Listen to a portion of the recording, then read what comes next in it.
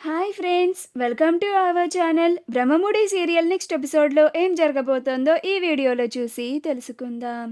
ధాన్యలక్ష్మిని ఎదిరించిన కళ్యాణ్ అసలేం జరిగింది అని తెలుసుకోవడానికి ఈ వీడియోని స్కిప్ చేయకుండా ఎండ్ వరకు చూసేయండి. కావ్య సుభాష్ అపర్ణల దగ్గరికి వచ్చి, మావయ్య, మీరే ఎలాగోలా చిన్న మావయ్యని ఒప్పించి కోర్టుకి వెళ్ళనివ్వకుండా చేయండి. మీరు చెప్తే చిన్న మావయ్య వింటారు. మీ మీద ఆయనకు ప్రేమ, అభిమానం, గౌరవం ఉన్నాయి అని అంటుంది. అప్పుడు అపర్ణ చేసిందంతా చేసి ఇప్పుడు మీ మావయ్య దగ్గరికి వచ్చి చిన్న మావయ్యని ఆపమని బాధ్యత ఇస్తున్నావేంటి? ఇదంతా నీ వల్లే కదా కావ్య అని అంటుంది. అప్పుడు కావ్య, అత్తయ్య గారు, నేనేం చేసినా కానీ ఈ ఇంటి మంచి కోసమే అని చెప్పబోతూ ఉంటే అప్పుడు అపర్ణ, చాలమ్మా, చాలింకా ఆపు, నేనేం చేసినా ఈ ఇంటి మంచి కోసమే చేస్తాను అని అంటావు. కానీ నువ్వు చేసే దానివల్ల, నీ ప్రవర్తన వల్ల చాలామంది బాధపడుతున్నారు. ఇప్పుడు ప్రకాశం కూడా ఆ ధాన్యలక్ష్మి వైపుకి తిరిగిపోయి ఇప్పుడు ఇద్దరూ కలిసి ఆఖరికి కోర్టు మెట్లు ఎక్కుతున్నారు. అదేమన్నా అంటే సొంత మావయ్యకే గౌరవం ఇవ్వని ఆవిడ ఇంక చిన్న మావయ్యకి ఏమి గౌరవం ఇస్తుంది అని ఆ ఒక్క మాటని వేలెత్తి చూపిస్తున్నారు. దానికి మమ్మల్ని ప్రశ్నిస్తున్నారు. ఆ ప్రశ్నకి సమాధానం మా దగ్గర లేదు. పోనీ నువ్వు చెప్పు కావ్య, ఆ ప్రశ్నకి మమ్మల్ని ఏమని సమాధానం చెప్పమంటావు అని అంటుంది. అప్పుడు కావ్య, అత్తయ్య గారు, మీరు కూడా ఇలా నన్ను అపార్థం చేసుకుంటే ఎలాగా? నేను ఆ రోజు కావాలని మావయ్య గారిని అనాలని అనలేదు. పరిస్థితుల వల్ల నేను అలా అనాల్సి వచ్చింది. అంతేకాని మావయ్య గారంటే నాకు ఎంతో గౌరవం. కన్న తండ్రి తర్వాత తండ్రి లాంటి వాళ్ళు. అలాంటి మావయ్య గారిని ఎవరైనా గౌరవం ఇవ్వకుండా నలుగురిలో అవమానించాలి అని అనుకుంటారా అత్తయ్య గారు అని అంటుంది. అప్పుడు సుభాష్, అదంతా పక్కన పెట్టమ్మా కావ్య, మేమెవ్వరం చెప్పినా కూడా ప్రకాశం వినే పరిస్థితుల్లో లేడు. నువ్వు ఏ కారణాల వల్ల, ఏ పరిస్థితుల వల్ల ఇలా మారిపోయావమ్మా కావ్య, ఆ కారణమేంటో ఇప్పుడన్నా చెప్పు అని అంటాడు. అప్పుడు కావ్య, సారీ మావయ్య, నేను అది మీకు చెప్పలేను, కానీ టైం వచ్చినప్పుడు ఖచ్చితంగా నేను మీకు చెప్తాను అని అంటుంది. అప్పుడు సుభాష్, నువ్వు టైం వచ్చేదాకా చెప్పను అంటున్నావు. అప్పటి వరకు ప్రకాశం, ధాన్యలక్ష్మిలు ఇద్దరు కలిసి కోర్టుకు వెళ్ళి ఆస్తి కోసం హక్కులు అంటూ పోరాడతామంటారు. ఈ ఇంటి పరువుని నడు రోడ్డు మీద పెడతారు అని అంటాడు. ఇక మేం చేసేది కూడా ఏమీ లేదమ్మా అని అక్కడ నుంచి వెళ్ళిపోతాడు. అప్పుడు అపర్ణ, ఇప్పటికైనా నువ్వు నీ ప్రవర్తనని మార్చుకొని నీకు వచ్చిన సమస్య ఏంటో మాకు చెప్పు. అప్పుడే కదా మాకు అర్థమయ్యి దానికి తగ్గ పరిష్కారాన్ని వెతుకుతాము. అంతేకాని నువ్వు సమస్యని చెప్పకుండా ఇలా నీ ప్రవర్తనని మార్చుకొని ఎవరిని పడితే వాళ్ళని ఎంత మాట పడితే అంత మాట అంటూ ఉంటే మీ మావయ్య గారిలా కాదు కదమ్మా ప్రకాశం. అర్థం చేసుకోవడానికి ఇంక ఏం చేస్తావో నీ ఇష్టం అని అక్కడి నుంచి వెళ్ళిపోతుంది. అప్పుడు కావ్య ఎలాగైనా ప్రకాశం, ధాన్యలక్ష్మిలను ఆపాలని ఆలోచిస్తూ ఉంటుంది. అప్పుడు కావ్యకి కళ్యాణ్ గుర్తుకు వస్తాడు. అవును, ఇదే సరైన మార్గం, దీనికి కవిగారే కరెక్ట్, ఇప్పుడే కవిగారికి కాల్ చేసి పిలిపించాలి అని కళ్యాణ్కి కాల్ చేసి రేపు ఉదయాన్నే రమ్మని చెప్తుంది. ఆ తరువాత మరుసటి రోజు ప్రకాశం, ధాన్యలక్ష్మిల ఇద్దరు లాయర్ని ఇంటికి పిలిపిస్తారు.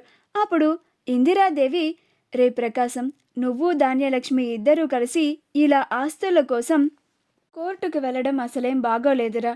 మన ఇంటి పరువు తీస్తున్నారు మీరు, అది అర్థమవుతోందా మీకు? ఇన్నాళ్ళు మీరు ఈ ఇంట్లోనే ఉన్నారు.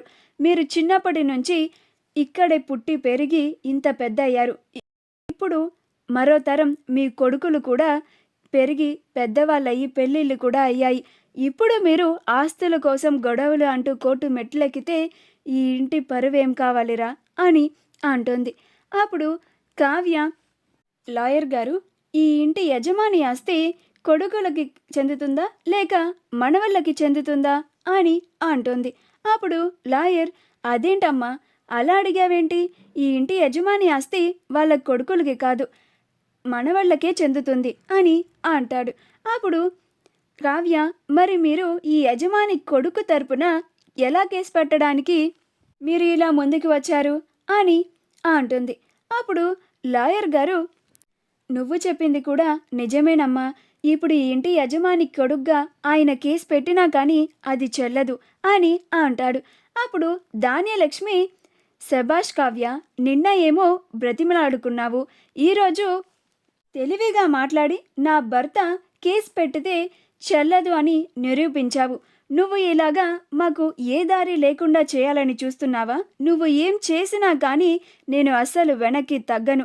నా భర్త కేసు పెడితే చెల్లదు అంటే నేను వెనక్కి తగ్గుతాను అని అనుకుంటున్నావా? నా కొడుకు చేతనైనా నేను కేసుని పెట్టిస్తాను అని అంటుంది. అప్పుడే కళ్యాణ్ వస్తాడు. అమ్మా అని అరుస్తాడు. అప్పుడు ధాన్యలక్ష్మి, ఏంటి కళ్యాణ్ అని అంటుంది. అప్పుడు కళ్యాణ్ కోపంగా లోపలికి వచ్చి, ఏం మాట్లాడుతున్నావమ్మా? కేసేంటి? నేను కేసు పెట్టడం ఏంటి అని అంటాడు. అప్పుడు ధాన్యలక్ష్మి, అవును కళ్యాణ్, నువ్వు ఈ ఇంట్లో వాళ్ళందరి మీద నీ ఆస్తి వాటా నీకు దక్కేలా చేయాలని కేసు పెట్టాలి. అప్పుడే ఈ ఇంట్లో వాళ్ళు నీకు రావాల్సిన వాటాని నీకు ఇస్తారు అని అంటుంది. అప్పుడు కళ్యాణ్, నేనేమన్నా నాకు నా ఆస్తి వాటా కావాలని నిన్ను అడిగానా అమ్మా అని అంటాడు. అప్పుడు ధాన్యలక్ష్మి, అది కాదురా కళ్యాణ్, నువ్వు నోరు తెరిచి నీకు ఆస్తి కావాలి అని అడగకపోయినా నీ పరిస్థితిని చూసి నేను ఒక తల్లిగా ఆలోచించి నువ్వు అన్ని కష్టాలు పడుతున్నావని, నీకు రావాల్సిన వాటా నీకు వచ్చేస్తే నువ్వు సుఖంగా ఉంటావని ఈ తల్లి వేదన నాన్న అని అంటుంది. అప్పుడు కళ్యాణ్, నేను ఈ ఇంట్లో నుంచి గడప దాటి వెళ్ళేటప్పుడే చెప్పానమ్మా, నాకు ఈ ఇంటి నుంచి ఒక్క రూపాయి కూడా అవసరం లేదని. అలాంటప్పుడు నేను ఆస్తి ఎలా తీసుకుంటాననుకుంటున్నావు అని అన్నాడు. అప్పుడు ధాన్యలక్ష్మి, చాలా ఆపు కళ్యాణ్, నువ్వు కూడా మీ నాన్నలానే ఉత్తి అమాయకుడివి. నువ్వు ఇలా అమాయకంగా ఉన్నావు కాబట్టి నీకు రావాల్సిన వాటా కూడా ఇలా రాజ్ కావ్యలు ఇద్దరు తీసుకోవాలని చూస్తున్నారు అని అంటుంది. అప్పుడు కళ్యాణ్, అమ్మా అని పెద్దగా అరుస్తాడు. అప్పుడు ధాన్యలక్ష్మి ఆశ్చర్యపోతుంది. ఏం మాట్లాడుతున్నావమ్మా నువ్వు? మా అన్న వదినలంటే ఏమనుకుంటున్నావు? వాళ్ళిద్దరూ నాకు రావాల్సిన వాటాన్ని తీసుకోవాలని చూస్తున్నారా? అసలు నువ్వు ఇంత దుర్మార్గంగా ఆలోచించడం ఎప్పటి నుంచి మొదలుపెట్టావమ్మా? మా అన్నయ్య అలా ఆలోచించేవాడే అయితే నా దగ్గరికి ఎన్నోసార్లు వచ్చి డబ్బులు తీసుకోమని అడిగేవాడు కాదు.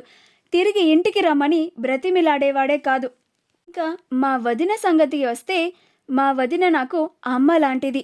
నువ్వు ఒక అమ్మగా నన్ను అర్థం చేసుకోకపోయినా అమ్మగా నన్ను అర్థం చేసుకున్నది ఒక్క కావ్య వదిన మాత్రమే అని అంటాడు.